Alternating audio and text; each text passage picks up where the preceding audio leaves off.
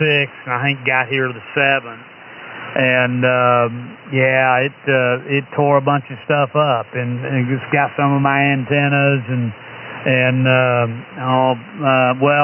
put it to you like this: 12 trees, 27 branches, and a cord and a half of firewood later, it's finally cleaned up. Yeah, I saw some of the pictures of that, man. That's a bad deal, man. Well, hate to lose trees anytime, and then of course you got the work aspect on top of it, man. That's a terrible thing, but something we got to deal with on occasion. That's right. It's Mother Nature, and can't get mad at Mother Nature. Mother Nature does what Mother Nature does. You're in their neighborhood, and you think you're miles nothing you can do about it, but hope you physically survive it, and then the work is just part of the gig. Aged oak trees, and several years ago when that ice storm came through, man, that's all they could hear was branches snapping, and that guy had wood stacked up 8 feet deep and 10 feet high, man.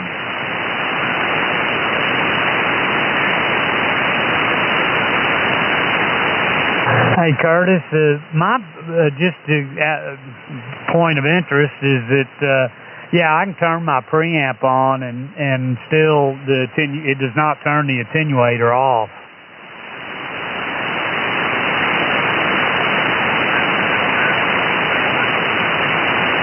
Sorry, Paul, I was gone for a second. Okay, what was that again? Oh, I was just telling you I can turn the preamp on and the attenuator still stays active.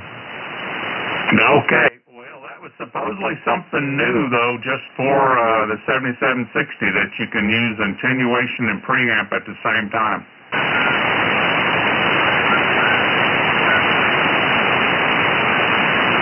Yeah, well, anyway, I've never tried that before. It never occurred to me, because why use a preamp when you've got the attenuator on? But you said that it definitely is an improvement on what noise you hear, but yet the preamp keeps the signal up, so that's interesting. Yeah, so you can boost it up a little bit and then taper down the noise part of it with the attenuation. All right, well, I'm squared away now, just curious. Well, hey, Jonathan, about the oak trees, that was one thing good. We've got 1, 2, 3, 4, 5 pretty good sized live oaks, and we only lost a couple of branches off those, but our Bradford pears, which are huge, these are big trees. Of course, that's softer wood, kind of like an elm, and it got some big branches on those, and in fact, on one of them, I've got 3 really big ones in the backyard, and it took enough branches off of that it only left a couple, and so we just went ahead and cut the rest of the tree down. And that stump, by the way, is about 2.5 feet in diameter. That was a big tree. Yeah, go ahead, we got it.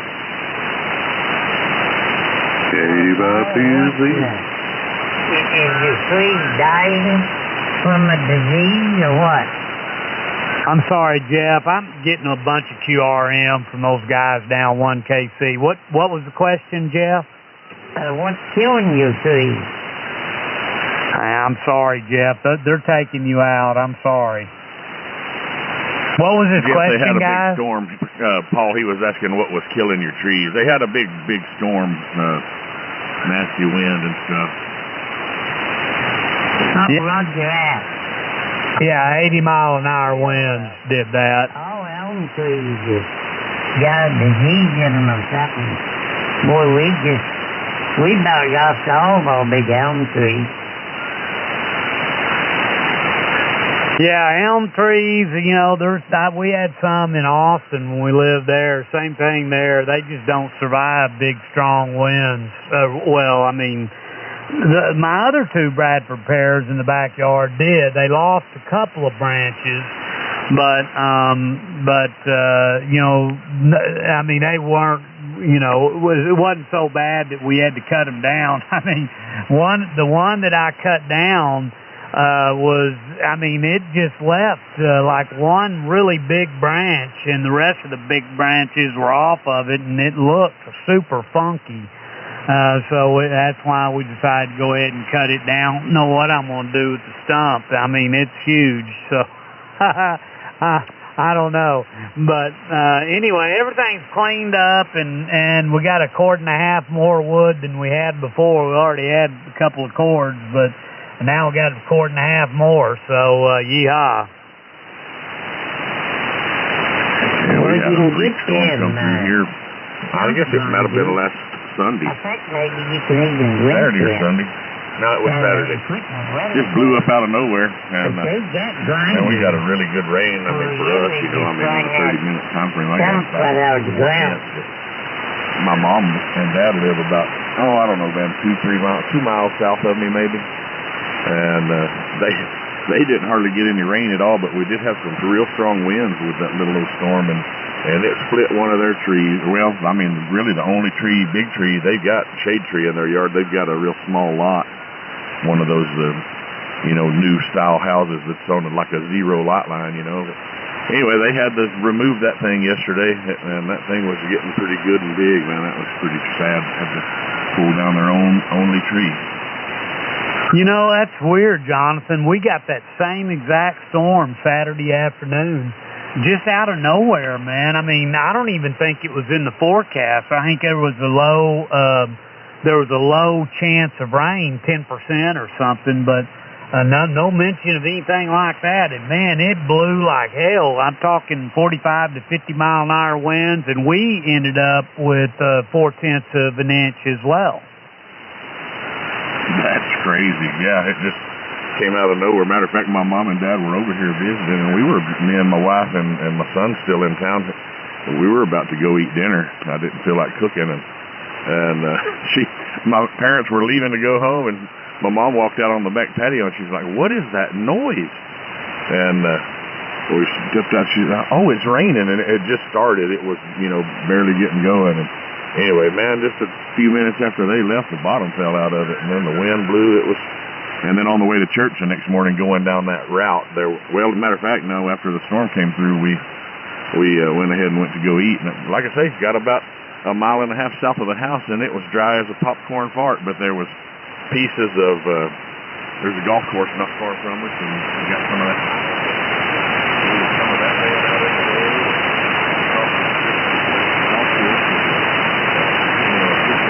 Facility, and they got not rebar, maybe it's where people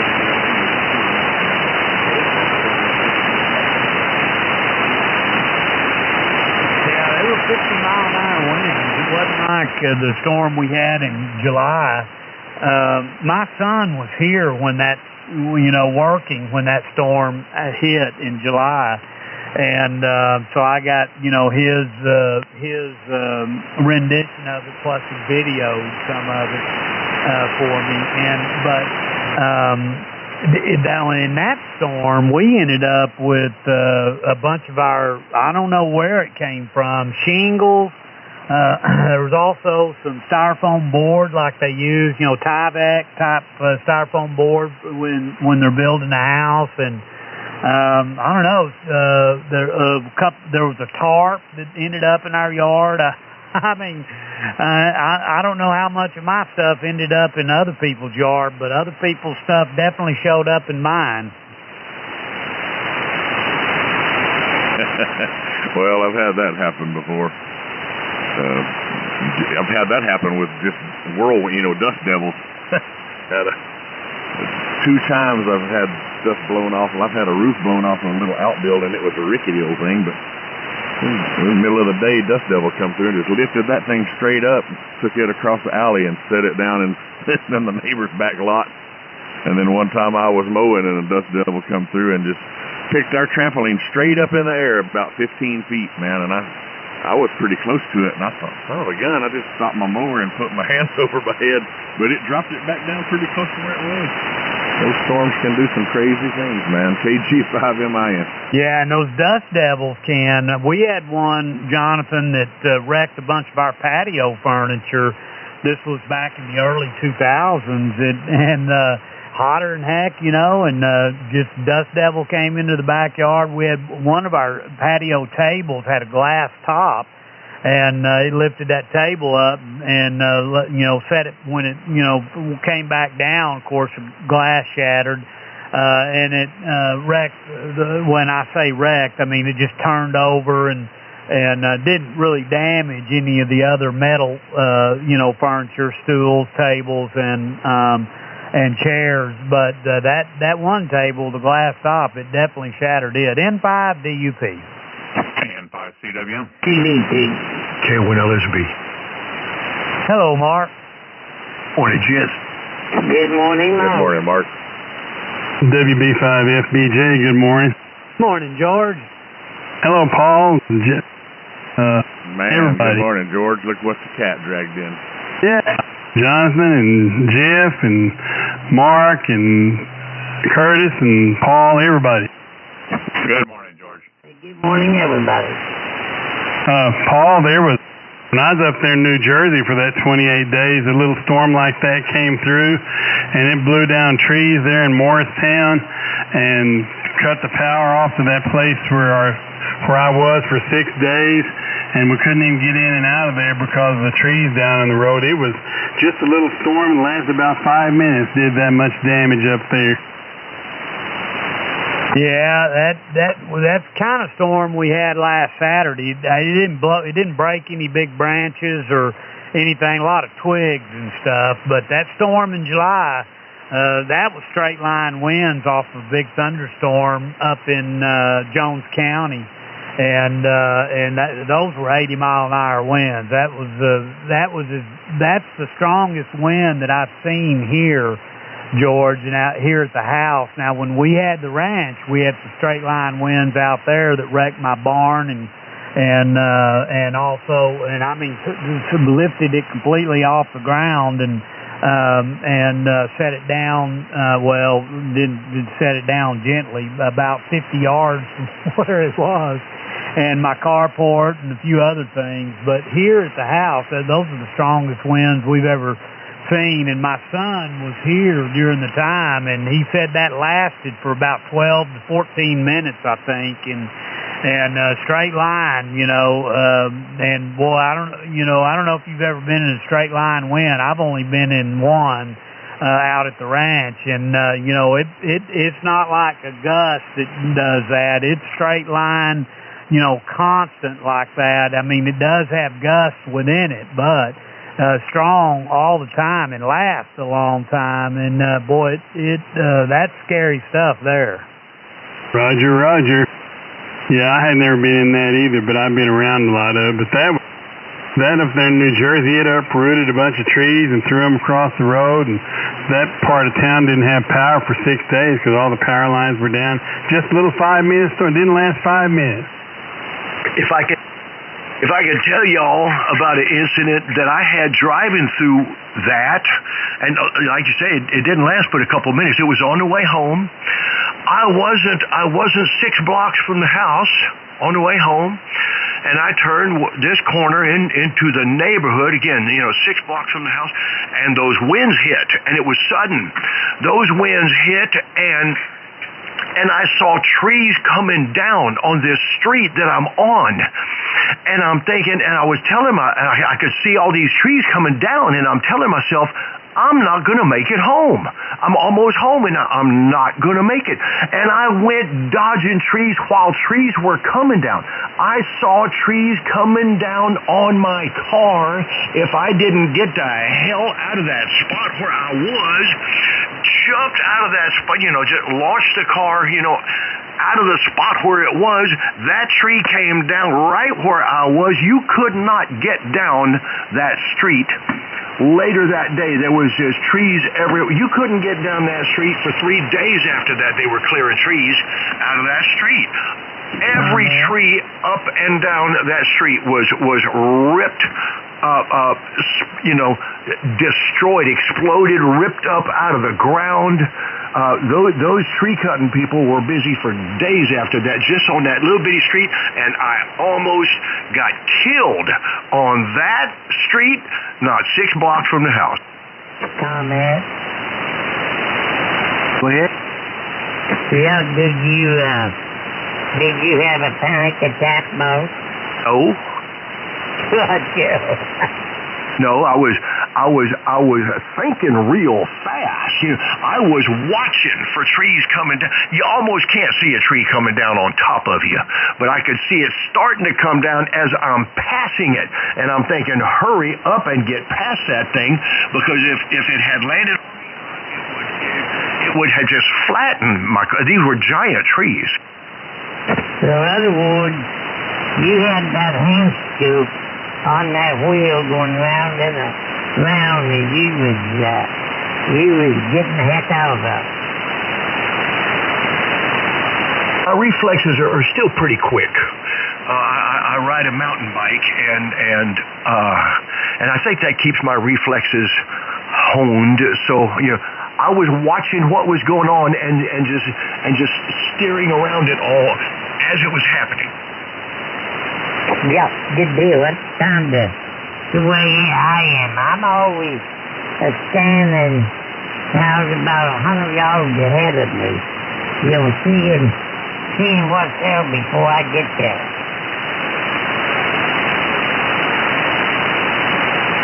There's still scars, and we haven't been in that neighborhood for years, but still when I go down that neighborhood, I see that neighborhood looks much different than it used to. Oh yeah, sure as hell. Does my audio sound okay to you? You just sound like you're always self. Okay, well, hook me up a boom mic. It's a DM800, and it seems to be working okay. Roger that. It's a little bit deeper, but not much, Jeff.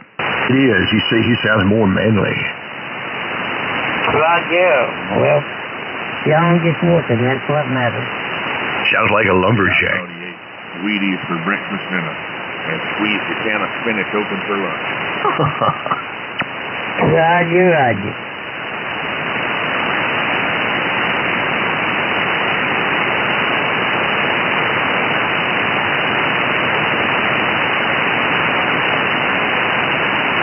Well, I'm on this Aurora talking on I put a whole new PC system in here this week.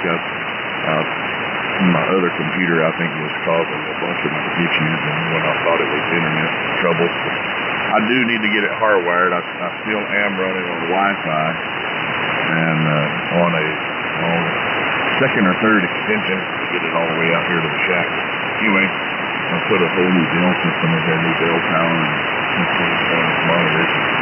Got it running and got the boom mic all lined out, and I was talking on it last night for the first time, and they said it was sounding pretty good. It does sound good, Jonathan. It really does. No blip or bleep or anything. Connecting that computer to the radio? What was that? You and George doubled, and George is just about 10 miles from me, so he definitely won. But what was that, Mark? Tell me about this Wi-Fi. You say you got about 3 ladders worth of Wi-Fi. Well, so my lot here is an acre. So basically the start of my internet, where my internet drops into the house, and it's cabled. We don't even have fiber. But we did get a door hanger on the front door a few weeks ago. Said they're fixing to run fiber out here, so I'll jump on it when that happens. But anyway, so probably from the feed point of my cable internet out here to the shack is probably getting close to 200-ish feet, maybe.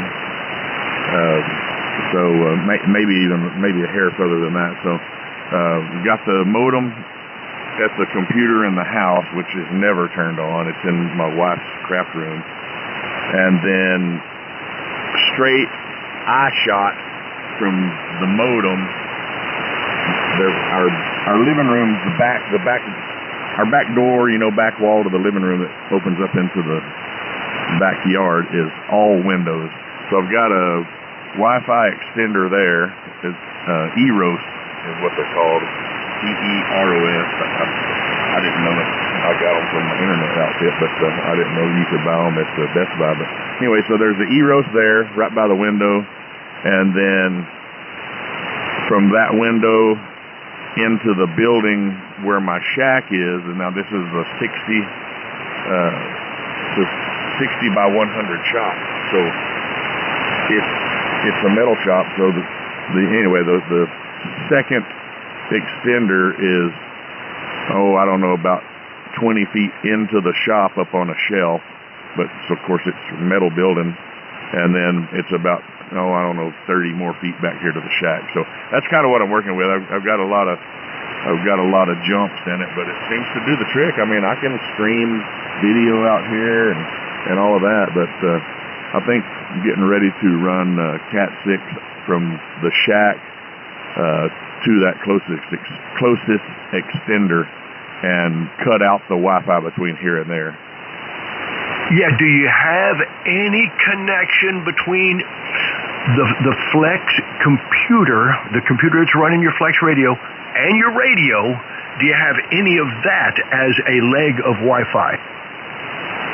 Oh no, the Flex is not even on these premises. The radio I'm operating is probably a good 15 miles from me over in North Midland.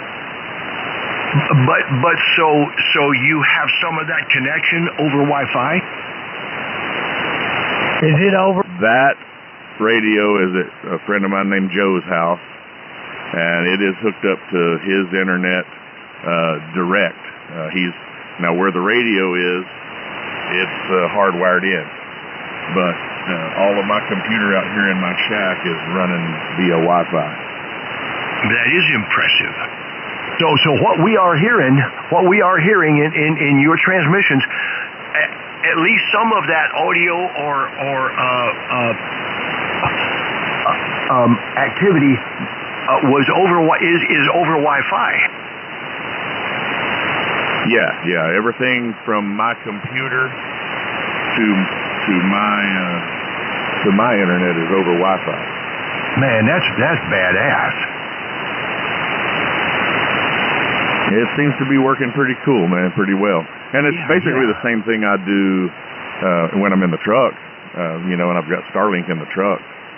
But I did run a hardwire cable last year when I was back and forth to Louisiana. I ran a Cat 6 from the Starlink modem right straight to the back of my Flex Maestro, and I didn't have any issues. It kind of cleaned things up. But anyway, that's where I'm at. I'm out of Mr. Zero, KG5MIN. And 5CWM.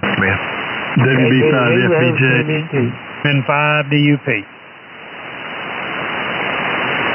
Well, Mark, did you put any back bombs on your head? No, I have not had the reaction. This treatment that I had, the last treatment, I don't know why. I've got a feeling that the gel that she put on for this treatment, the treatment is she puts on this gel, and then you go sit in a special room for an hour and a half, and the gel soaks into your skin. Then you go sit under some lights for 13 and a half minutes. Well, I've got a feeling that the gel didn't soak in to my skin as deeply this time as it did last time, because I have different skin up there this time than I did last time, because she burnt all the skin off last time. Figuratively speaking, I'm not being literal here, but it peeled real bad, and fresh pink baby skin grew back. Well, I did not get that reaction this time, which suggests to me that my skin type is not identical anymore to what it was the first time, which suggests to me that the treatment, the depth of treatment, was not as effective this time as it was last time. And I have another appointment with her here coming up in another month, and I'm going to bring that point up to her. I don't think I got the results of the treatment this time that I got last time, and I don't know that I want to do this again, because we're running into diminishing returns the way I'm seeing it. So they are using a chemical to burn that off? Is that stuff they're rubbing on your head? Is that what is actually burning that off? No, it's well, yes. They rub this gel on your head and let it soak in for an hour and a half. Then they hit it with this particular frequency of light, and that light activates some oxygen creation reaction in the gel, and the oxygen creation in that gel kills the cancer, but it also damages all of the other skin.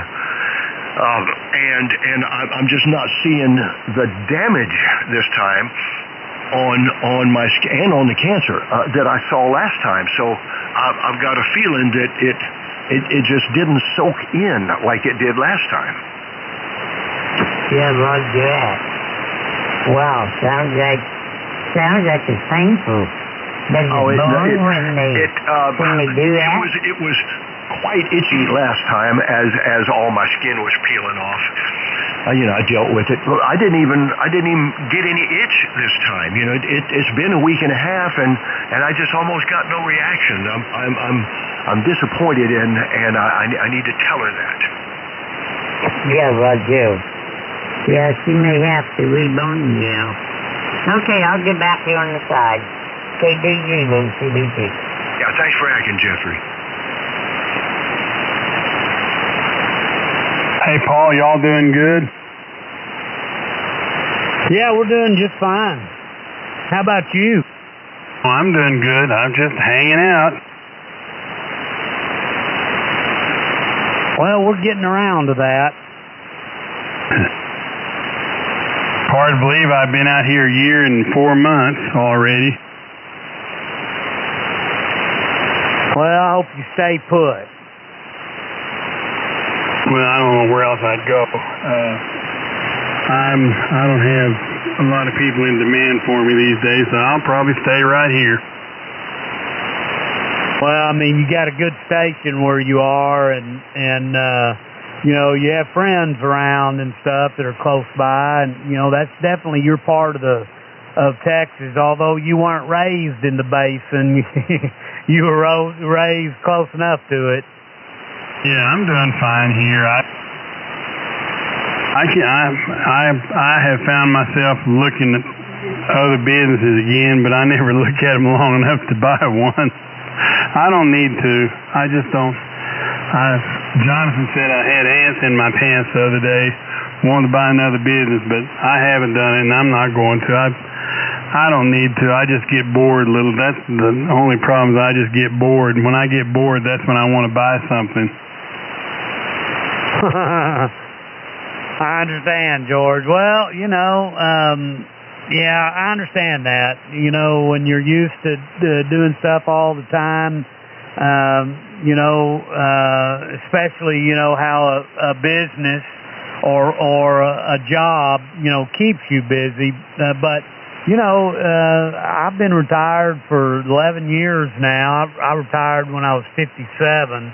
And I don't know. I stay busy enough to where I'm not looking for a job or a business.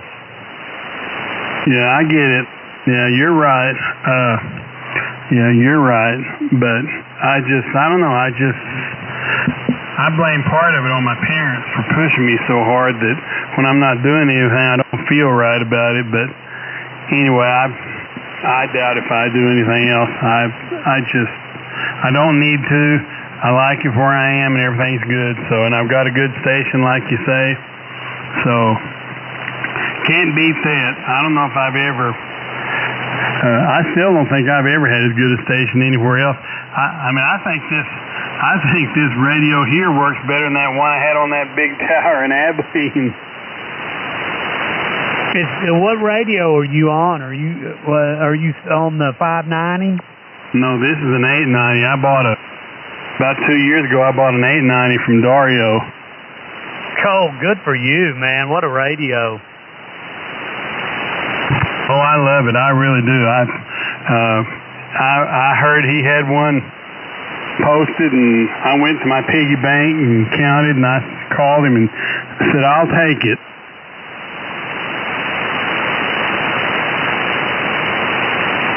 I don't know if it was this frequency that I was on yesterday when I made the statement that Rob Sherwood's chart, you know, where he lists everybody's radio from number one all the way down, you know. Well, the way that he filters his chart, according to one specific column of all the measurements that he takes on all these radios, he filters his chart by a specific column, and there's nothing you can do about changing the way his chart's filtered. But if he filtered, and I was looking at the numbers, if he filtered his chart by any other column, that 890 would be at the top of his chart by any column he cared to filter it by, except the column that he selected. I don't know why he selected that column, but by any other column, 890 would be at the top. Well, I sure like it, and I've been a ham for 56 years, and I've not had that many radios. I mean, over 56 years I've had a bunch, but I hadn't had that many radios, and it sure does what I need it to do. And being the fact that I can't see, it's got all the voice stuff that'll tell me all the menus, and I can operate it with that RT Systems program and set up stuff. It's perfect for me. It's the best radio in the world for me. I know another blind ham, Justin, AI5OS, I think. I think he also has an 890, and he thinks that's just the best thing since sliced bread. I think he already got rid of it. He does his radios about like I do work opportunities and jobs. He's been through more radios than I've been through underwear. Yeah, he goes through radio like a fat man at a buffet. Yeah, I like to keep the same one, but anyway, I don't know. We'll see. But yeah, he sure studies them and learns a lot about them. But I don't think he has his 890 anymore. So, but I bet he said he's going to get another one. But why didn't you keep that? Why didn't you keep that one? But anyway, all right. I've been talking too much. Y'all have a good day. I'll get out. I just want to say hello to Paul and Jonathan and all the rest of you too. And good to hear you, Mark. Hadn't talked to you in a while. I hear you everywhere and listen around. But anyway, I'm gonna check out and good morning to you too, Curtis and Jeff and everybody. KG5MIN, the group. I'm gonna walk over there and have a little lunch here in a little bit. WB5FBJ. Take care, George. Good talking to you. Sammy 3s, George. Stay safe, George. K1LSB. Yeah, Yeah, good to hear you, George. Have a KG5MIN. good day, KGGBO, CVT. The world for the sun. What kind of goodies did you get at Sam's? Oh, just the old regular stuff. Nothing special. I can't really think about it. Got a couple chicken Alfredos I'm going to cook up tomorrow, heat up tomorrow, and just a few odds and ends. Roger. Well, good deal. You ain't going to go hungry.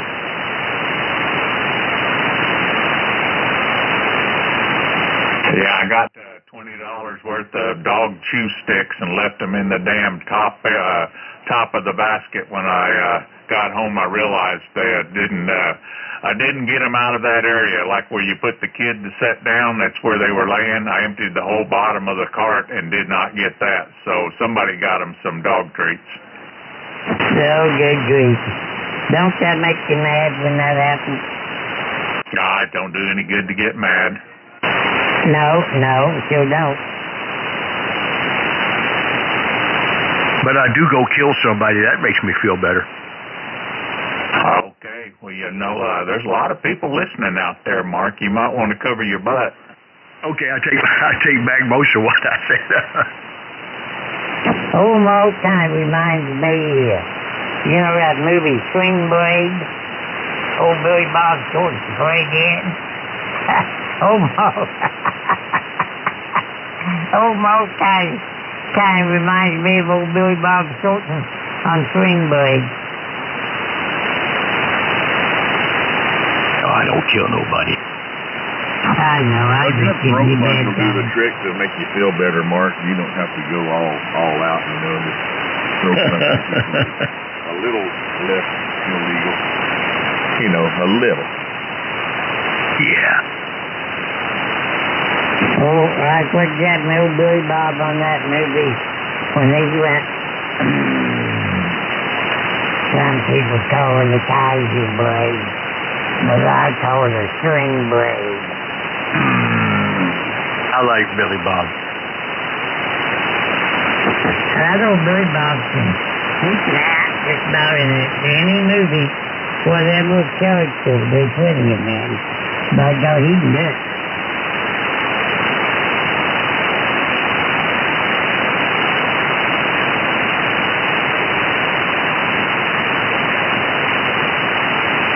Hey, Paul. Yes, sir. It was the DigiSelect and preamp that can be used at the same time. Oh, I see. Well, I haven't tried that. Gotcha, because they say if you turn on DigiSelect and preamp at the same time, or if you have the preamp on and you hit DigiSelect, it turns the preamp off on the 7610, is what they say.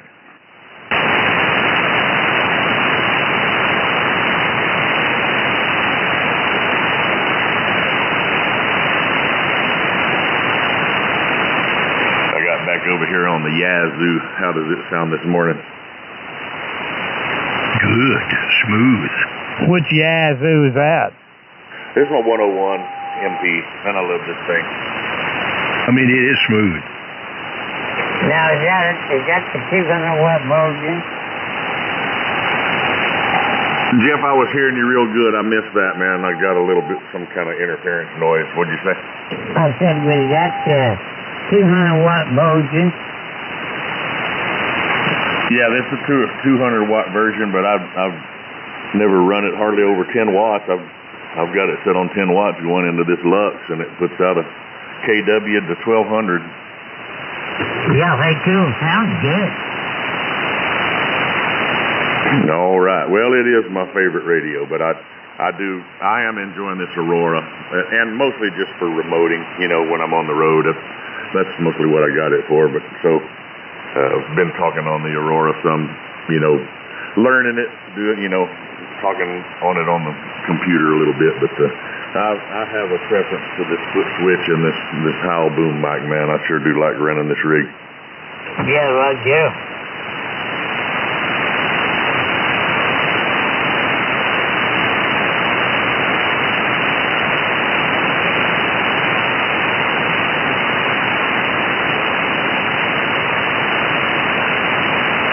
Which mic are you running, Jonathan? I keyed down, and then I heard somebody, so I unkeyed. I missed the first part. What, Curtis?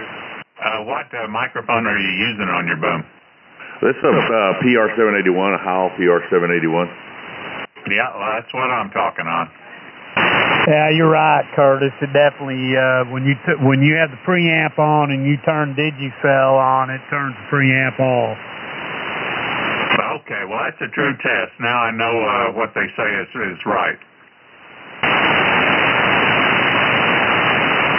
You know, speaking of remote operations, kind of like you were talking about, Jonathan, you know, of course, I'm working into the 7610, not the Flex, but the 7610 remotes really well. I think that when I talked to you guys when I was up in Colorado, some of you couldn't even tell I was remote. Oh yeah, I imagine so. Well, and I've got the little remote doohickey to remote this Yazoo. I've never hooked it up. It's just the ease of that Flex, and what I really like about the Flex, I mean, kind of the selling point to me, is I like to hold a microphone, and I like the VFO. I don't like having to look down and change frequencies on my telephone or something like that. So I really did enjoy having that Maestro head. strapped on my console, and it was, of course, it's big, and it wasn't, I'm not going to leave it there forever, but it was there for 3 months in the spring, going back and forth to Louisiana, and I had it, it's just the right width. Those feet sit on either side of my console on that in there in my F-250, and so I liked having basically a full radio front panel as opposed to having to do everything either on the iPad or the phone. Roger? Yeah, I understand that. I don't have a problem with that when I'm operating remote because I use a headset.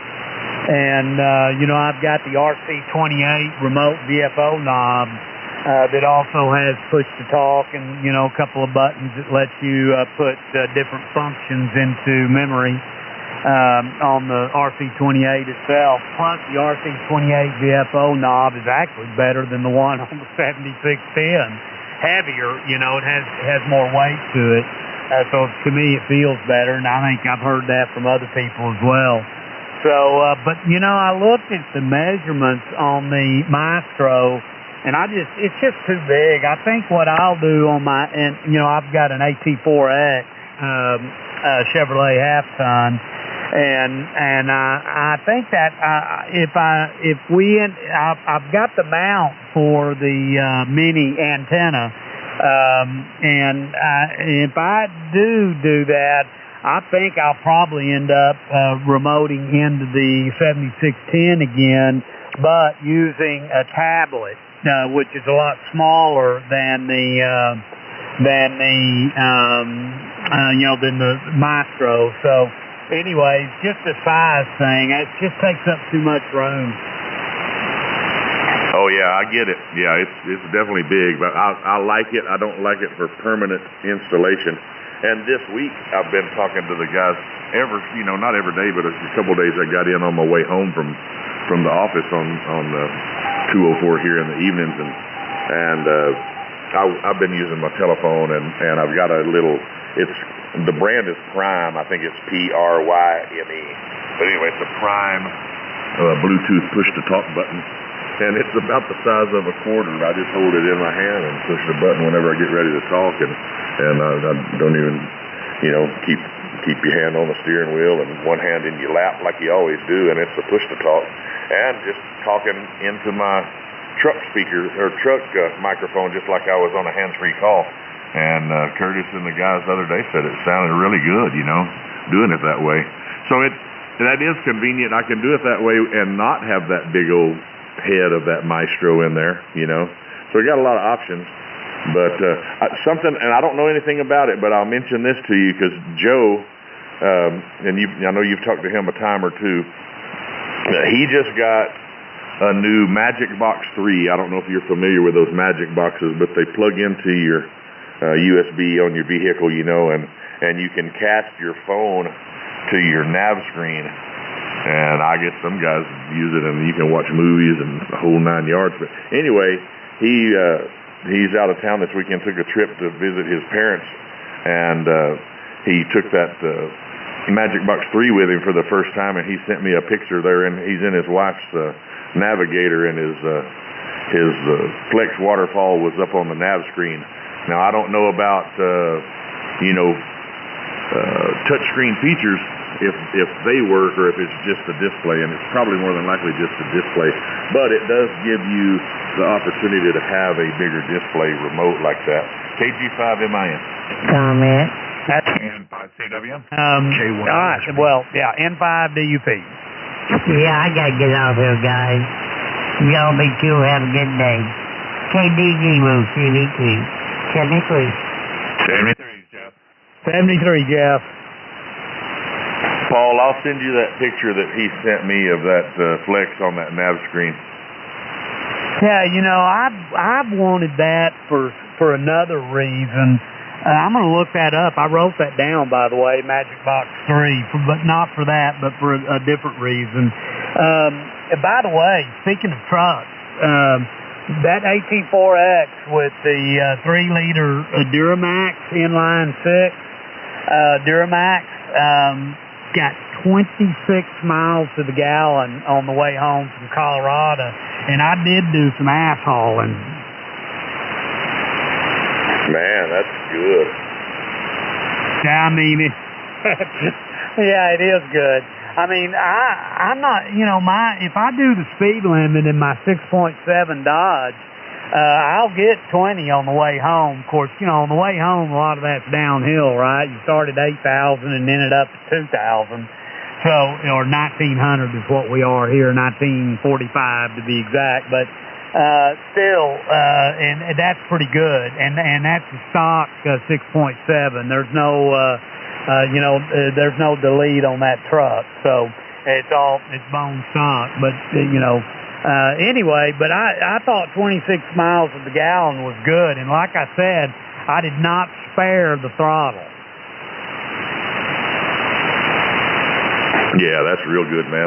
That's pretty impressive. I just sent you that picture.